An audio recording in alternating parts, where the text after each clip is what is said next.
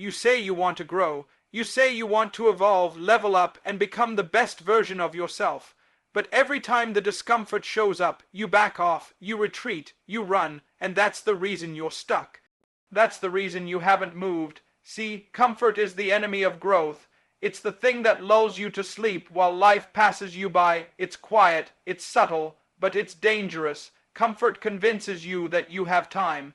It whispers, rest a little longer, when you know deep down that it's time to rise. Growth doesn't happen when everything is going your way.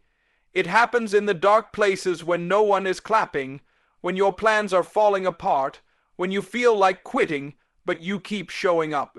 It happens when you push past your limits, when you choose discipline over feelings, when you do what's right, not what's easy.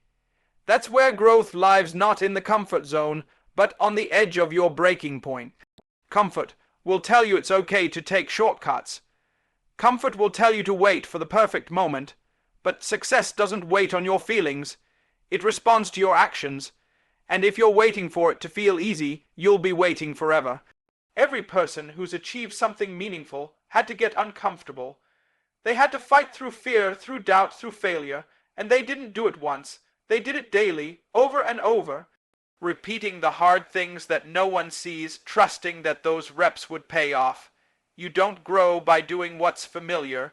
You grow by doing what stretches you emotionally, physically, spiritually. Growth and comfort cannot coexist. One will always choke out the other. So the question becomes, which one are you choosing? Because every day you wake up and stay in your safe space, you're choosing not to grow. You're choosing the easy route over the meaningful one, and over time that decision becomes your life. Everybody wants the promise. Everybody wants the blessing, the breakthrough, the platform, the recognition. But nobody wants the process that shapes the character to handle it. You can't pray for the promise and run from the process. It doesn't work like that.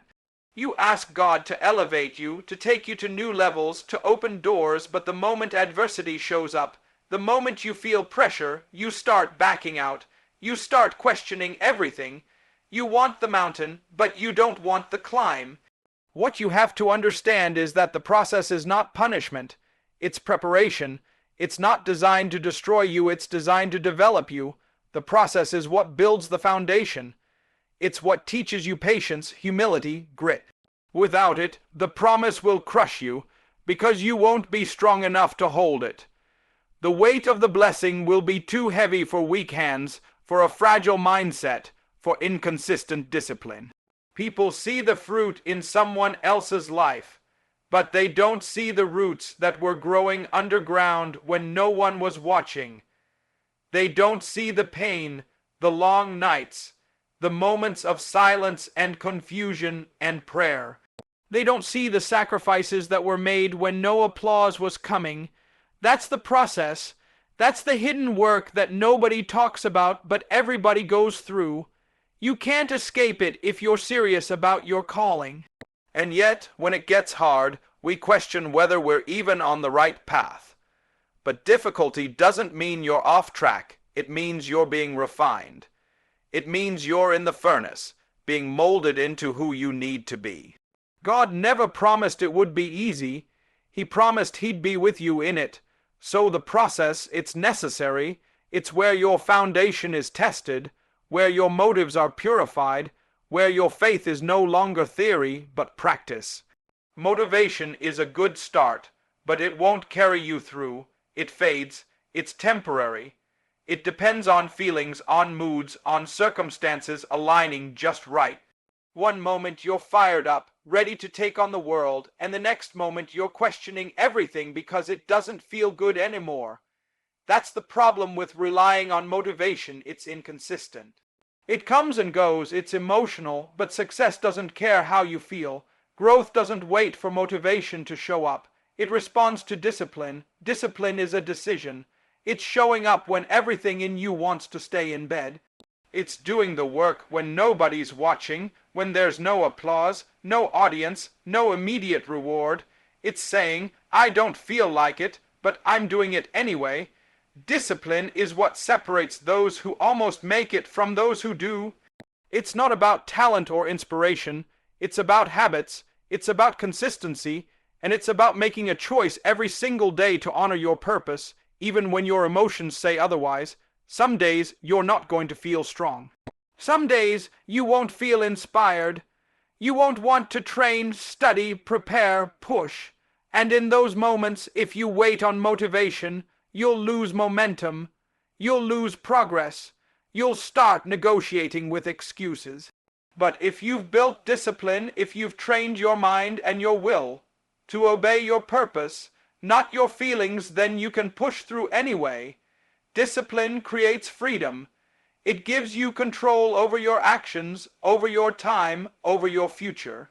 It creates a rhythm that leads to results not once, not twice, but day after day, because success isn't a one-time event, it's the result of small, consistent actions repeated over time. Discipline makes you dangerous because it makes you dependable. It means you're not ruled by the weather, the crowd, or your own weakness. It means you've locked in, you've committed. You've decided that no matter how you feel, you're going to keep showing up and doing what needs to be done. Life is unpredictable. Circumstances shift, things fall apart. Plans you thought were solid suddenly collapse. People walk away, opportunities vanish. Pain shows up without warning. And in those moments, it's easy to believe that your situation defines you. It's easy to let what's happening around you shape what's happening inside you. But the truth is, your mindset matters more than your circumstance. What's going on inside of you will always be more important than what's going on around you. You don't control the storm, but you control how you stand in it. You don't always get to choose the pressure, but you always choose the posture. Some people fold under the weight of life, and others rise not because life treated them better, but because they trained their mind to respond differently. They made a decision that no matter what life throws their way, they won't be shaken. Your mindset is your lens. It's how you interpret the world. Two people can go through the exact same struggle and come out with two very different stories. One gets bitter, the other gets better. One gives up, the other grows. The difference isn't the pain, it's the perspective. The pain is real, but so is the power that comes from how you choose to think through it. You can't let your situation control your spirit. If your mindset is weak, everything becomes a reason to quit. But if your mindset is strong, nothing becomes an excuse to stop. That's why you have to guard your thoughts, feed your mind the truth, surround yourself with people who speak life. Speak victory to yourself when no one else will. Because your mind will either be your prison or your passport, and that choice is yours. Every obstacle is an opportunity to shift your thinking. Every trial is a test of your perspective. When you stop letting your situation dictate your attitude, and start letting your attitude transform your situation, you unlock a new level of strength. It's not about pretending things are easy, it's about refusing to be broken by what's hard. At some point in life, pain is going to visit you, disappointment is going to knock on your door, plans will break, people will leave, dreams might even shatter right in front of you, and your first instinct, like most people, will be to ask, why me? That question is rooted in confusion, in frustration, in a desire to make sense of something that hurts. But if you stay in that place too long, you'll miss what the pain is trying to produce in you. You'll miss the opportunity inside the adversity. Because the better question, the one that changes everything, is, why not me? Why not me to go through this and come out stronger? Why not me to be trusted with the trial that teaches me how to lead with humility, how to walk with empathy, how to fight with faith? When you shift the question, you shift your posture. You stop seeing yourself as a victim of your circumstances and start seeing yourself as someone chosen to rise through them. That mindset doesn't remove the struggle, but it redefines it. It gives your suffering meaning, it gives your pain a purpose. The truth is, growth requires pressure. Diamonds are formed in the dark, under heat, under time. Gold is refined by fire. Trees grow strongest in the storm. And just maybe, you are picked for the pressure because there's something inside you that needs to be revealed, something strength alone won't produce, but struggle will. Maybe the setback isn't a sign you're being punished. Maybe it's a sign you're being prepared. It's hard to see that when you're in it. It's hard to believe that the pain is for something greater, but purpose isn't always visible in the middle. You don't always get clarity before obedience. Sometimes you have to walk through the fire before you understand why it was necessary. But when you stop asking why life is so unfair and start asking how you can grow through what you're facing, you take back your power. You stop waiting for rescue and start building your resilience. So many people chase success their whole lives and still feel empty when they get it. They reach the goal, hit the number, get the applause, but something still feels off. That's because real success isn't just about achievement, it's about alignment. It's about living in your purpose, not just chasing position. When your only focus is the end result, the money, the status, the validation, you lose sight of who you're becoming in the process. And that's dangerous because the wrong definition of success will drive you in the wrong direction. Purpose is deeper. Purpose doesn't shift with trends. It's not about attention. It's not about being seen. It's about being solid.